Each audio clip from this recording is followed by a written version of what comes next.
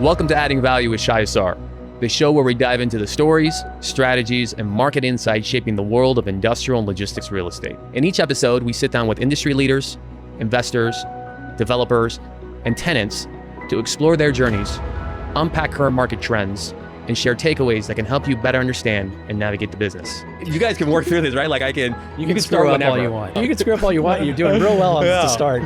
So I see things being positive going in. Well, it means good news for all of us. I hope so. Yeah. If not, you can roll back the tape and yell. Yeah, that's right. I would say a common trait and something for young people or new people in the industry to think about for successful brokers is the ability to listen. Value creation is not just about the numbers and the financial stuff. It's about creating value for our customer. I remind myself, like, this is the business we got into. The business of what we got into. Yeah. The prerequisite was that you just don't give up. We having the Kelsey brothers on next time? Maybe, who knows?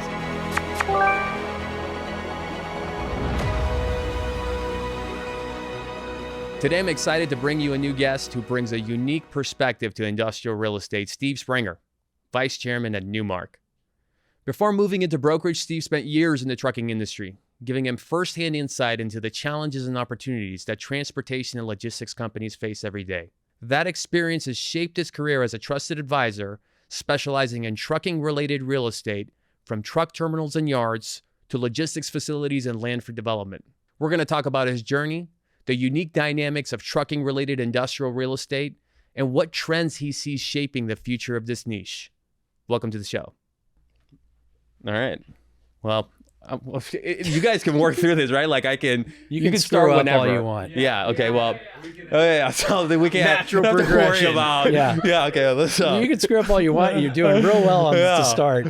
Well, I think, Steve, thank you for coming today. Absolutely. I'd like to share a little bit of a backstory. I love the story about kind of how we all met, because I think it serves as a great case study of the universe bringing good people together. And about a year ago, if you recall, I got invited to pitch to lease represent a landlord in a leasing assignment for their terminal. And even though I was incredibly excited about pitching for the assignment, putting together a broker's opinion of value, I knew that I might have the industrial real estate acumen, but I didn't really have the experience when it came to leasing terminals.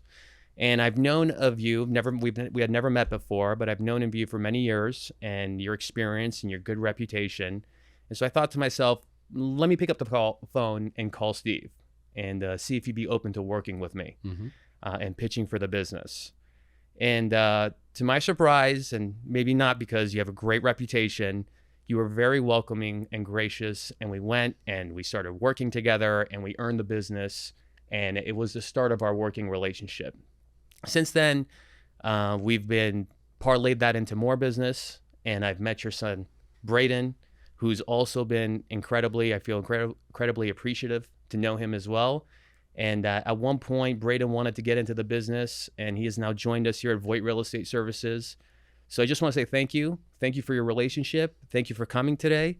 For those who may not necessarily know about your background, can you just kind of share a little bit about your journey, your role as vice chairman at Newmark, and your experience in the business? Certainly. And just to touch base on what you had started off with, I feel really blessed to have met you as well. It's worked out really well. My son, Braden, who's now on your team, you guys make a great team together. The three of us do a lot of business together.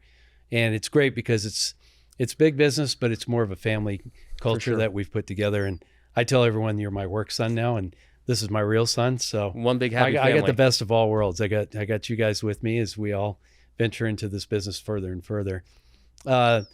My background, I grew up in the trucking industry. So as a little kid, my dad had a big trucking and warehousing operation up in the city of Commerce in LA. And I was just in love with trucks ever since I was a little kid. That's all I played with. Sports and trucks. Girls came later. But as far as my passion for the business, my dad would go to work real early in the morning. And my dad was a paratrooper in World War II in the Marine Corps. So very disciplined, hardworking. We'd get up at 1 a.m. I was 5 years old when I started going to work with him when I was out of school. So whenever I wasn't in school, I was always at work with my dad. And so he had retired. I went through high school, thought about college, but really I was so involved in trucking and logistics. That's where it kind of took off for me. So after my dad retired, I worked with one of his former employees for a couple of years. And then I ended up at a very large LTL trucking company, which I can explain LTL, Sure. the acronym later, Viking Freight System. And I was there for 10 years and absolutely loved the company. But it got to a point after about 10 years, we're going to start having a family, my wife and I, and we decided that I would go into industrial real estate. I had no clue. None. Yeah. I went from driving a big rig for 15 years. My office was a Kenworth. To going into an office wearing a suit with all the noise and all the talking going on. And I had really no clue at all what I signed up for. What kind of like led you to pick? I mean, obviously it translated well with the business. Yeah. But what was a deciding factor for you to get into real estate in general? I used to work, well, and as you know, I still work a lot of hours, but when I was in trucking, it was, 18 to 20 hours, 6 days a week, all the time. A lot of times 7. I was just a diehard trucker. So getting to a point where I was going to start a family, I didn't want to be away from home that much and on the road that much. And so it just made sense. And I actually had lunch with my uncle, who's a big residential developer in the Inland Empire back in the day. And he suggested to me that I should consider selling and leasing buildings instead of delivering to them. Got it. And really, it was just that simple. A light went off my head, and it was scary to do. I mean, especially my daughter was going to be born a couple months after started in the business, but just felt like the right thing to do. I knew warehousing, I knew trucking, I knew logistics. I knew absolutely nothing about commercial real estate. Sure. None. And at that time, I just cold called Grubb & Ellis, which is where I started. It's now known as Newmark.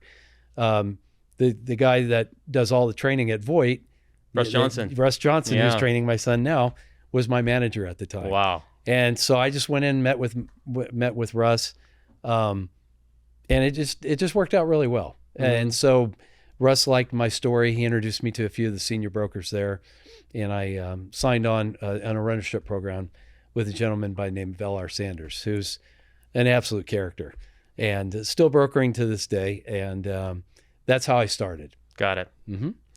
And so what year was that? That was January of 96. Wow. Yeah. So, going on 30 years now. Yeah. And I got started late in the business. I was 32 when I started. Yeah, I started late in the business as well. Yeah, I know you did. And that was interesting because everybody else was, in the early 20s.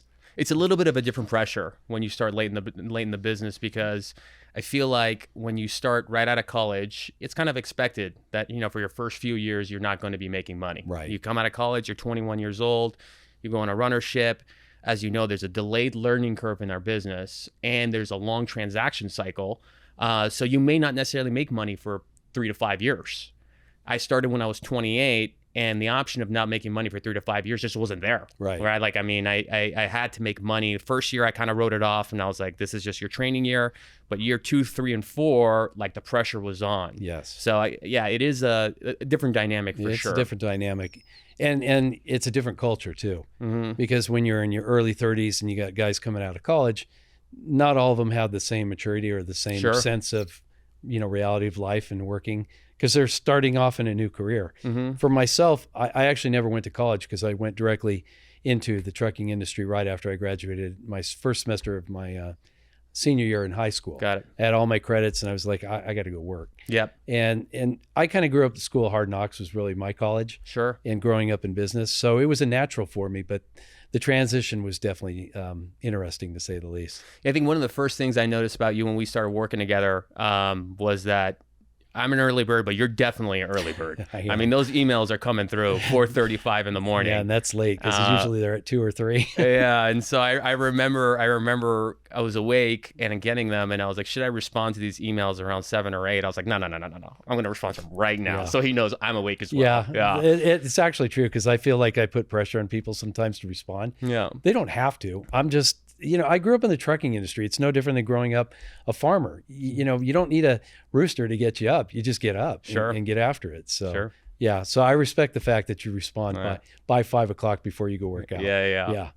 So over your career, you have a variety of institutional clients that you represent on the landlord side, and several national corporate trucking companies that you represent as well.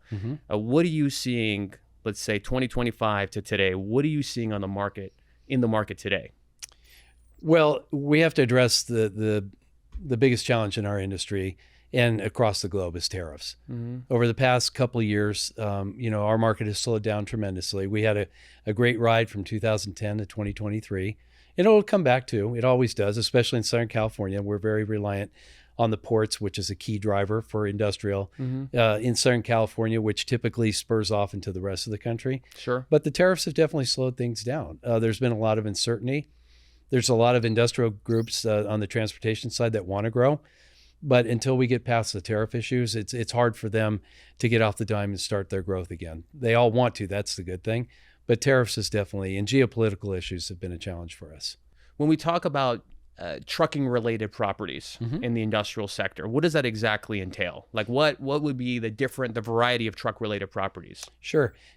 And that's kind of the thing that most people don't understand. Over the past 10 years, it's been more common for industrial investors to want to buy truck terminals. And an acronym that's started up a few years ago, IOS, Industrial Outdoor Storage. Mostly yards where people can store a lot of trucks and trailers, maybe have a shop and some office space. It's not always truck and trailer storage. Sometimes like what we have together, some concrete batch plants and construction yards and things of that nature. But basically those are more transportation related. Obviously you and I and Braden do a lot of warehouse space together too. Of course. But on the trucking side, those are your specialty products. And for many years, truck terminals were never available. It was up until about 15 years ago that some of the bigger carriers, the union carriers, started to downsize and do sale leasebacks to infuse capital. So those opportunities came more for investors, but before they were mostly owner occupied across the country. It was very rare, and now it's become pretty common and a pretty popular in choice for industrial investments. For investments. Yeah. And then these users that go into these buildings, for somebody who may not necessarily understand, how does a business use a truck terminal on a day-to-day basis? Sure. Long ago, it used to be nothing but LTL carriers. That stands for less than truckload.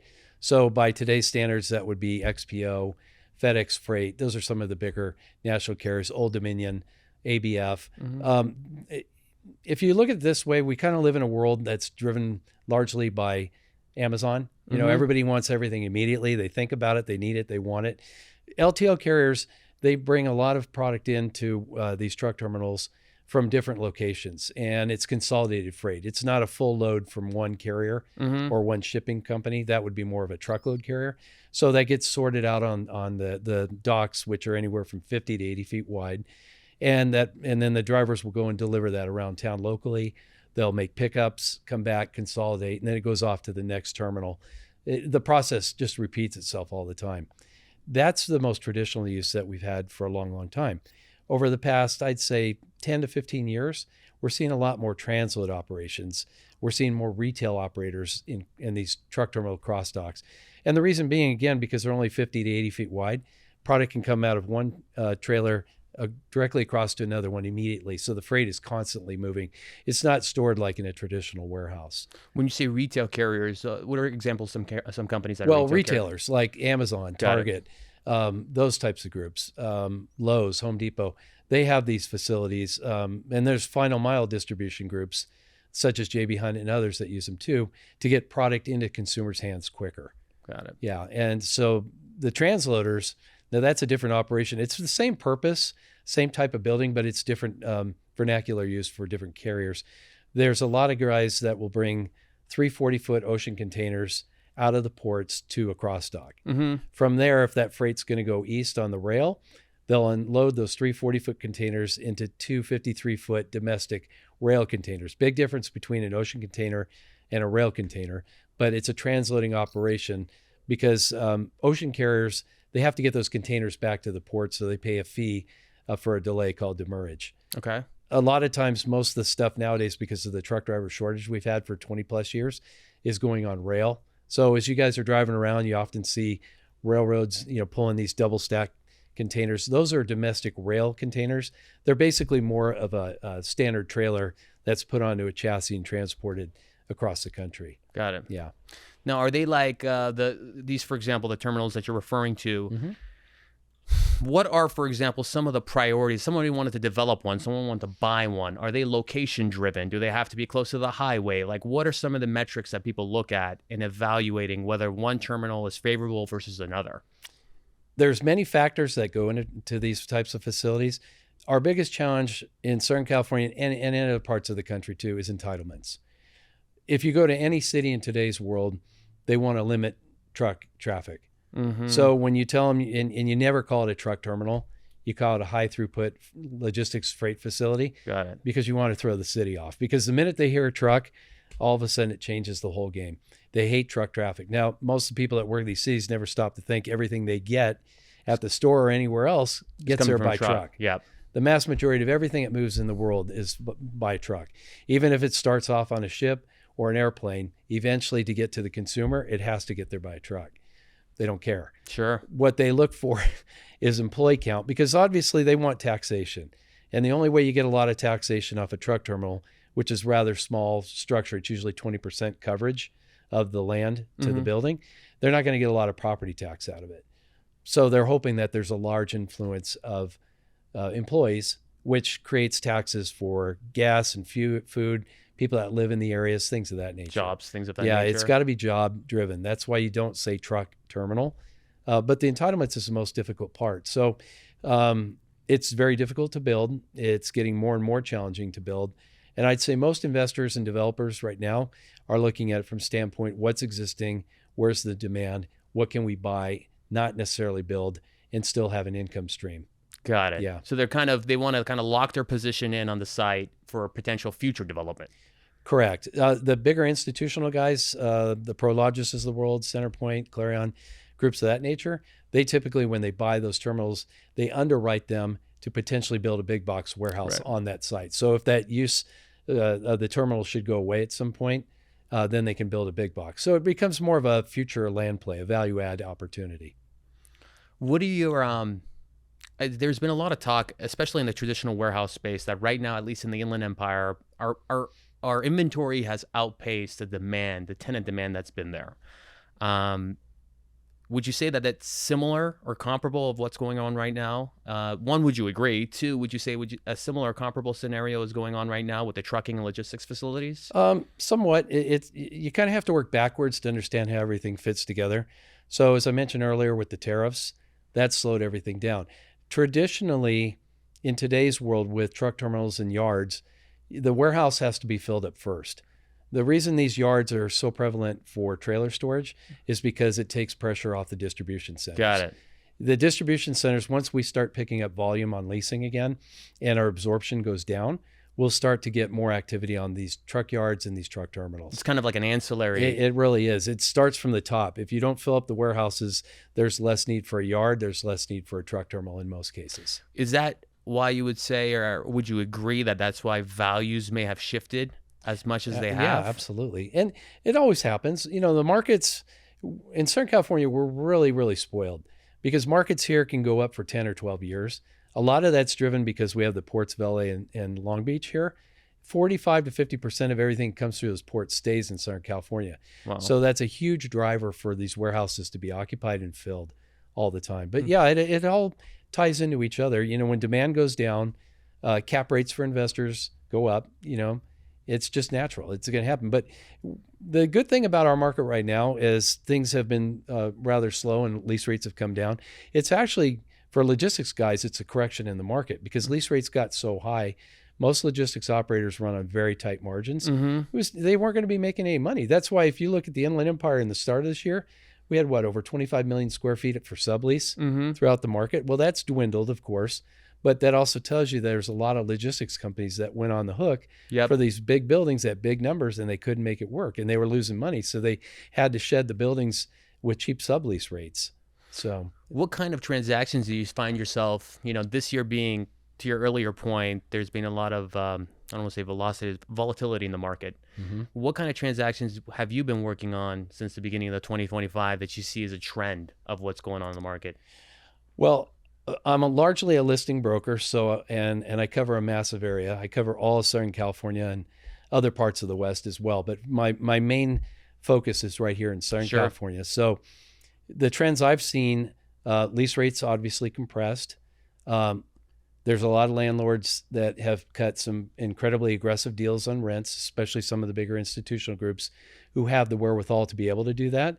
The private groups, that puts more pressure on them to be able to do that. And the thing I've seen the most over the last year, tariff related, a lot of overseas logistics companies looking for space. Sure. And a lot of them, it's hard to pin their credit down. And you see a lot of them writing 10-year lease proposals on buildings that are very large, but asking for a year of free rent. The fear that most people have with that is that these groups will come in, lease the building. If it's tariff related, it's sitting in their warehouse for a year and a half, is that they're just going to up and leave and pull up. Which we've seen kind of quite a bit. We've seen that happen, and that's the biggest concern that I've seen. And I've talked to not only have we seen that in the Inland Empire, but I've talked to a couple different folks across the country as well. In New Jersey, there's different markets. Absolutely. And it seems like that trend is kind of happening in those markets as well. It's happening everywhere. The East Coast, Dallas, Chicago, go in any major market, and that's been the case. Because the lease rates have continued to decline in the last year. So somebody signs a lease 2 years ago. They get a certain number of concessions. They work through their business, and then they look back 2 years later, and now they want to stay in business, but they're paying 15-20% higher than market. Right. To your point, if they don't have credit, then they don't also have a lot to lose. So they true. pick up and start over somewhere else. Well, and it's hard for a logistics operation who got in on a legacy lease at a high number to see where the market's dropped 20-30%. And if you look at land values right now, they've gone down at least 50% across the board. That's why you don't see a lot of developers out chasing land. I haven't worked on or seen a development deal, I think, for 2 years now. Yeah, it's been 2 years. I have a 15-acre site in the Inland Empire in escrow with a very well-known developer, but we got it at such a price he couldn't say no to because he knows the future of the market. Like back in 2008 when the market crashed, and then 2010 we started coming out of it. Sure. Everybody was chasing land again. And it started off in like Fontana at $10-12 a square foot until it got to $125 a square foot. Yeah. So guys are now starting to slowly poke their heads out thinking, hey, we don't want to lose that. We don't want to repeat, where the market got to. Because that's kind of part of the challenge too, is a lot of these distribution buildings that are sitting vacant, the basis they have in the land is so high that they can't make any sense as some of these low lease rates. As compared to someone who owns a building for a long period of time, has a low basis, they can cut any deal they need to. For sure. Yeah. For sure. So that's been a big challenge. I remember 3-4 years ago when there was kind of that surge from all the developers from every developer to want to buy land. The market was moving so quickly at that time that it was easier as a broker to kind of specialize and lean in on, say, one food group, one transaction type. Absolutely. Today, because we have not as much velocity in any sector, I feel like as a broker, you have to be a lot sharper and be more opportunistic. Absolutely. I mean, I know that word gets thrown around a lot, but you have to be able to kind of look at, doesn't matter if it's a listing assignment, a tenant representation assignment, an investment sale, a building sale, a user sale. You have to be able to establish and look at and say, does this have the potential to be a real deal? Exactly. And I look at my book of business in the last 12 months, 18 months, and it's really kind of been all over the place. But the one thing I've tried to focus on is to try to focus on the real deal. Yeah. Right. So absolutely. So well, we have a great responsibility as brokers too, to be educated and to be able to help people through that process. When the market's at full steam ahead, you don't have to know much to make things happen. You can almost fall into deals. That's what a lot of guys were doing. They were. But the real rub is when the market condenses like it has, how do you keep your clients happy, even though there's certain things that we can't control, like tariffs or geopolitical issues? You have to be able to walk them through that. And that's the key to any broker, a seasoned broker or not, is being able to make sure that everybody who has spent millions and millions and millions of dollars has a comfort zone of that. We'll get through this together. Here's our plan. Here's our strategy. Here's currently what's going on, and just make things as smooth as you can for people, because it's not easy. I do lots of institutional stuff, and you got a lot of people publicly traded companies that have a lot of responsibility to report back to the shareholders, Mm-hmm. they have to report, and they have a lot of things they have to report. They need a lot of comparable lease data, sale data. They need a lot of things, and it's our job to walk them through that and For help sure. them. You can't just put your hands up and say, hey, nothing's working. You got to walk them through that. You got to show up. Everybody's got to be on the same team, because ultimately, as brokers, we don't own the properties, but we have to take the role that we are owners of the property, because ultimately that's why people hire us. They've got to know that they're signing up with people that know what they're doing and that are doing the best they can for their client. Yeah, otherwise, there's no need to hire any of us. Yeah, no, I agree. I mean, one of the things I admire about working with you is admire about you while I was working with you is I noticed that you deliver a very high level of service to your clients. Not only do you communicate a lot, but you ensure that they have all the data they need to make an informed decision. And I think that's something that sometimes not every broker may necessarily do, right? And sometimes it's overlooked in our industry. I think the challenge, I came from a completely different industry before I became a broker. And, the word commission really can freak out a lot of people. But I think the problem is too many times that brokers will look at the fee and not look at the deal. I have a saying that my son's heard me say 1,000 times. If you do the right things with the right people, you get the right results. It really comes down to that. And you cannot be fee driven. Now, obviously, this is what we do for a living, and all of us want to make money and base it on the value we add, but you have to think about the client first. For sure. So, Braden, how have you enjoyed, you've been in the business now for 6 months? Just about 6 months. I actually started in development over 2 years ago now.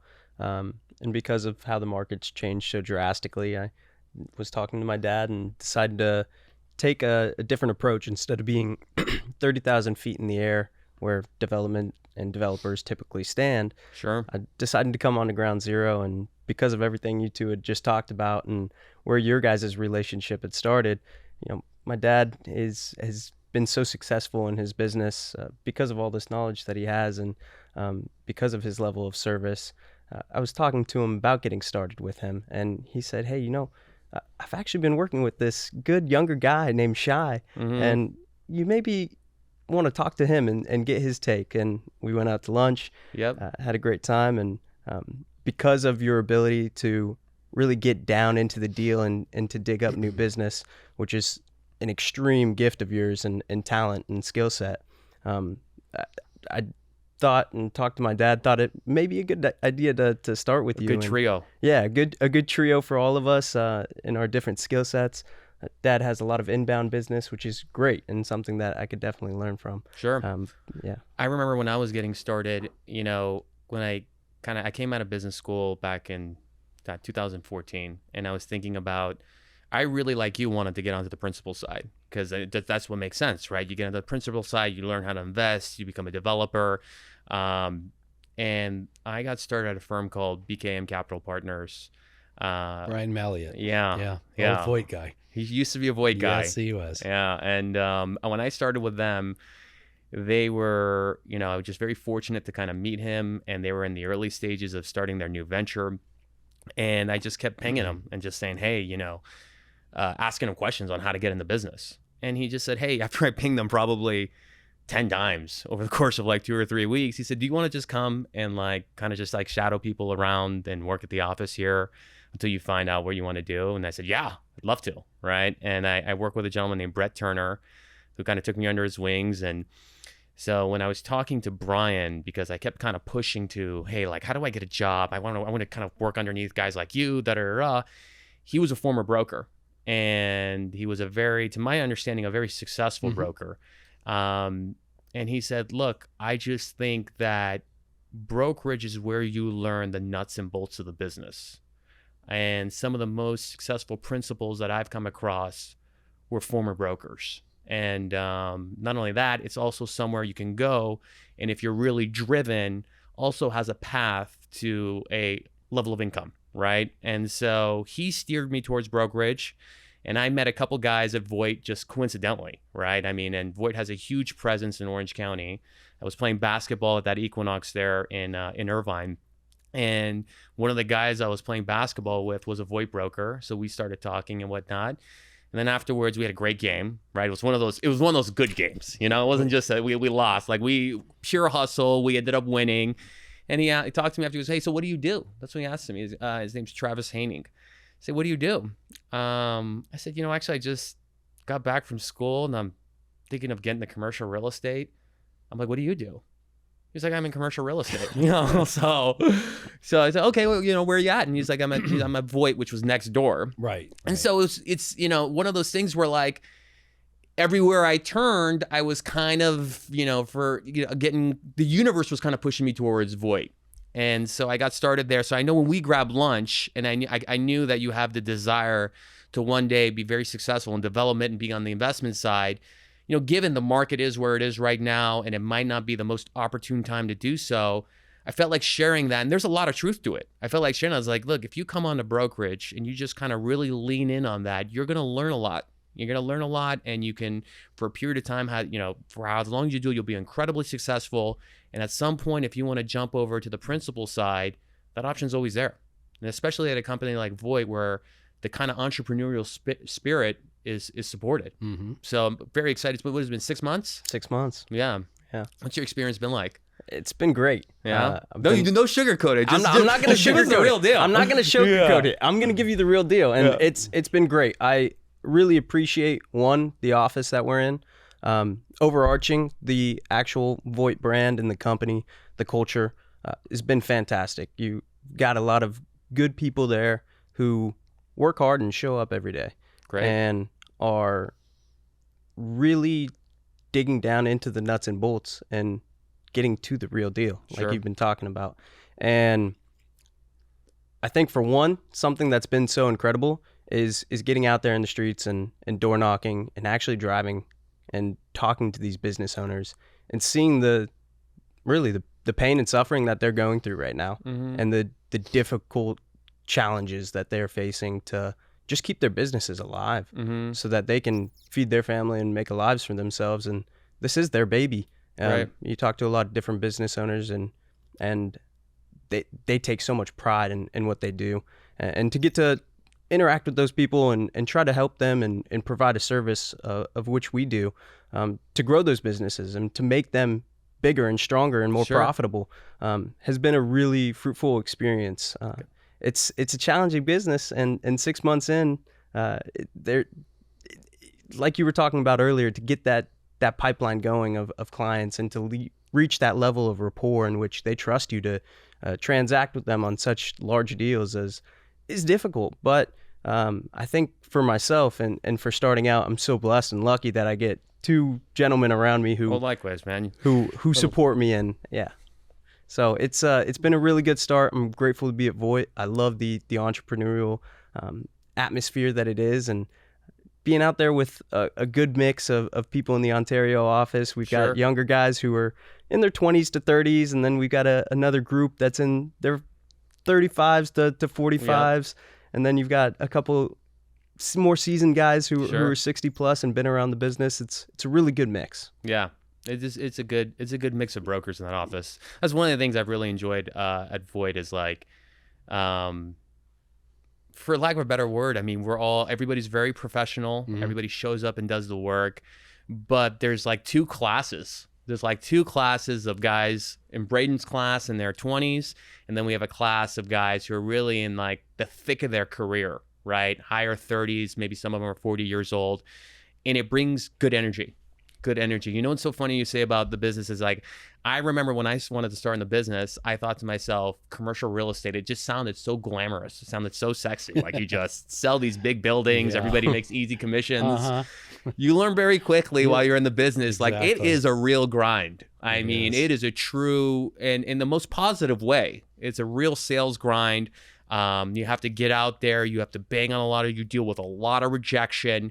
And one of the advantages, especially being at a company like ours, where you essentially have to hunt. Yeah. You have to hunt and find your own business. Mm-hmm. Learning that turning point is learning that skill of, like, how you hunt and secure business.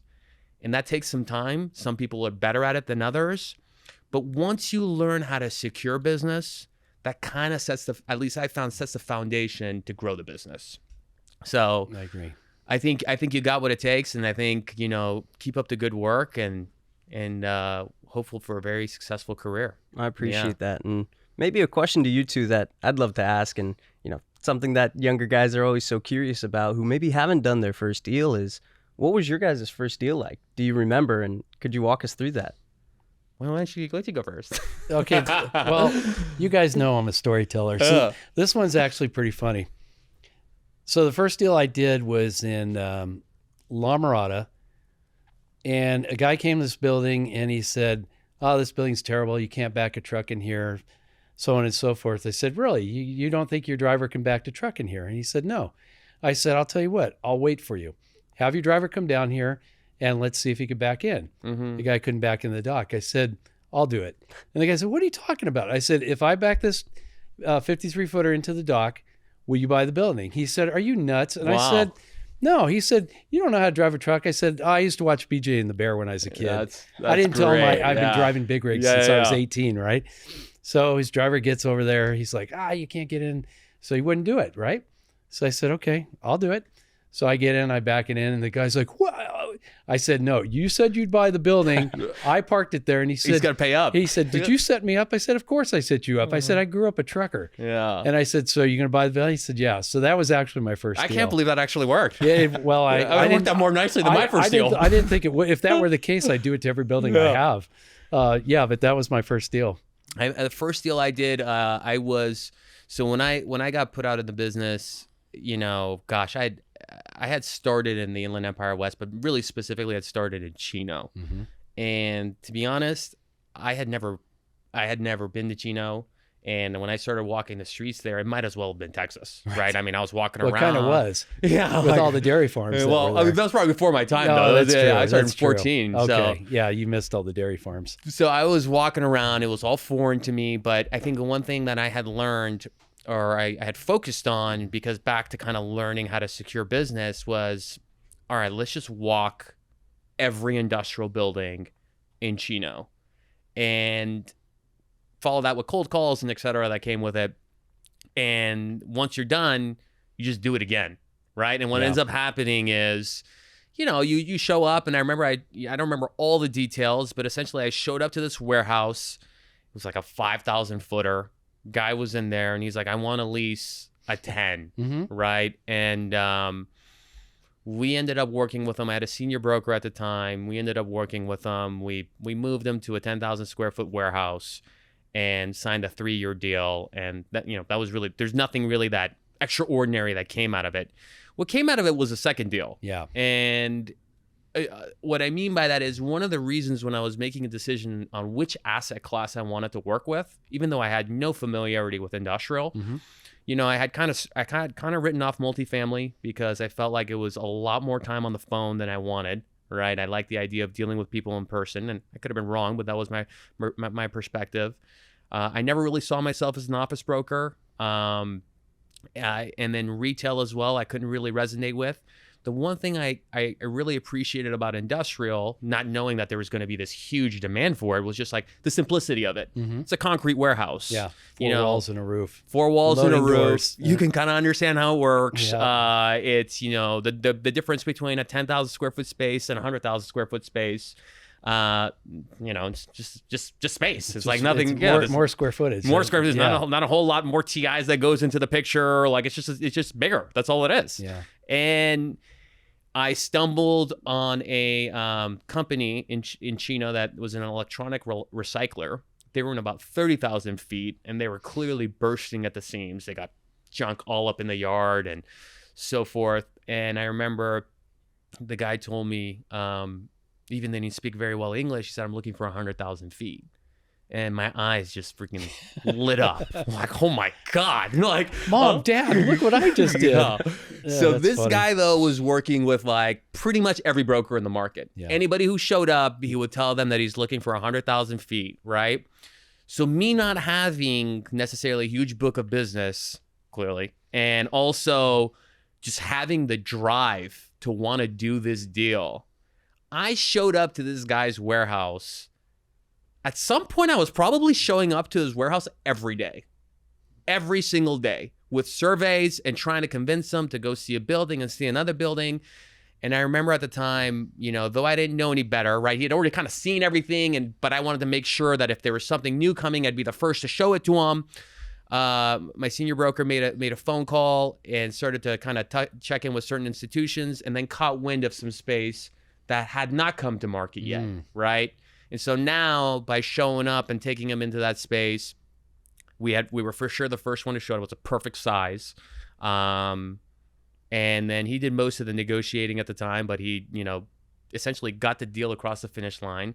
Lots of chaos, but it got done. And so my second deal technically was a 100,000 square foot lease. That's awesome. And I think that's really just indicative of a broker's potential in this business. Yeah. You can go from doing a 10,000 square foot building one day to 100,000 the next. So that's my story. That's awesome. On the deal. Love those. It's funny because when I first started, I didn't even know what cold calling was. I mean, I just didn't. As a trucker, I was just moving people's freight.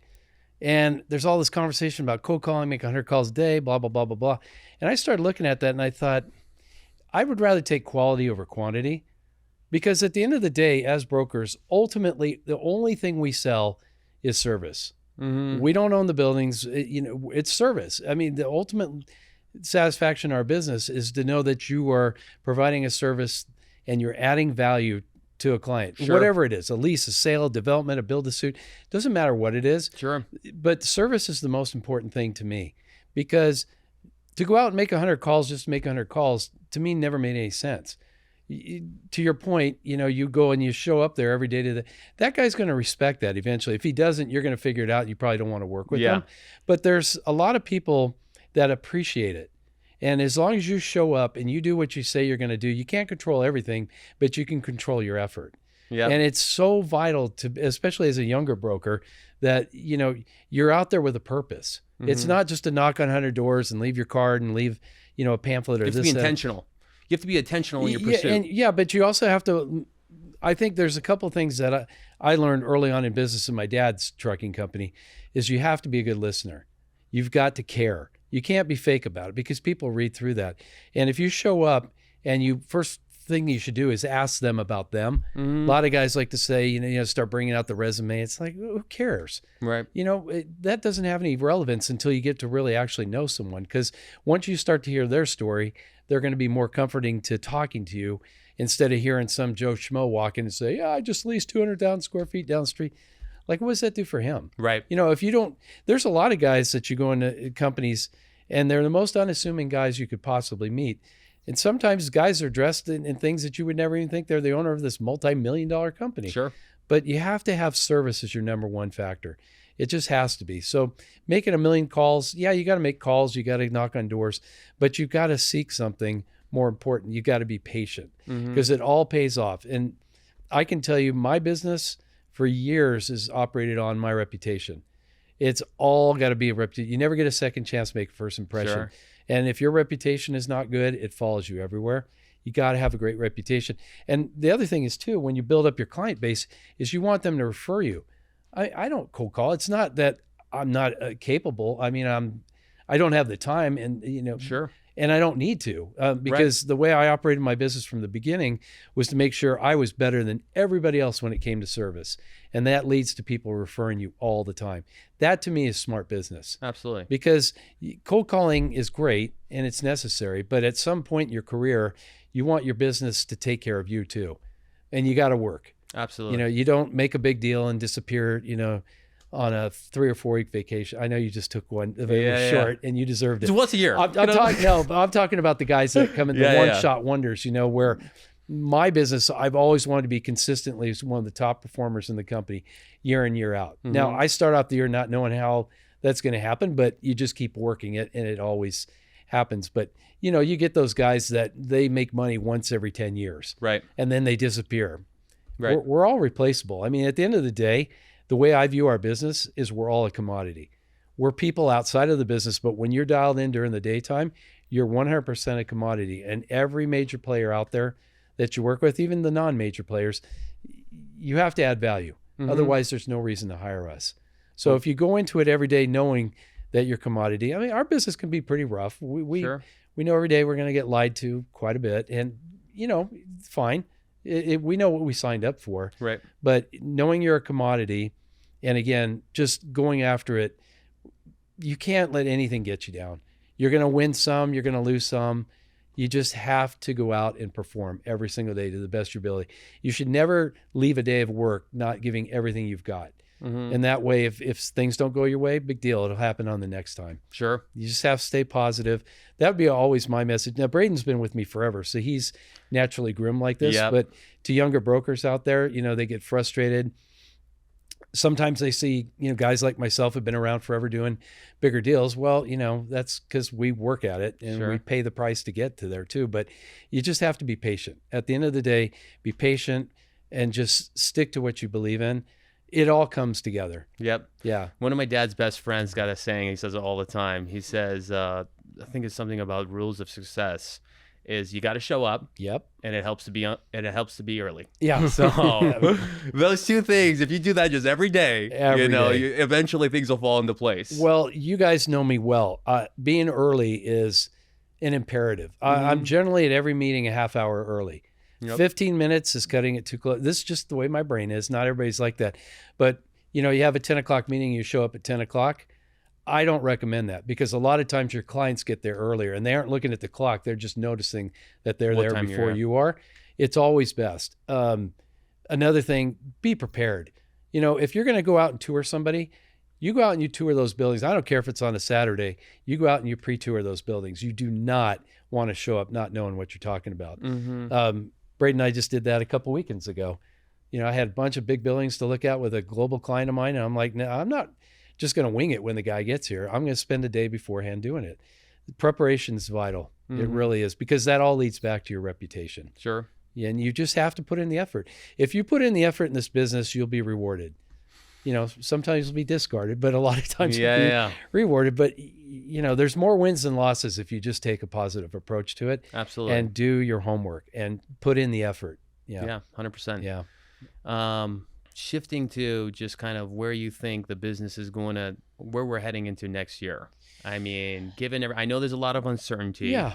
But one of the questions we always get from clients is, the crystal ball. Crystal ball. Yeah, absolutely. Like, where are we going? Yeah. Our value, or one of my favorite questions are, where are the opportunities at? Yeah, exactly.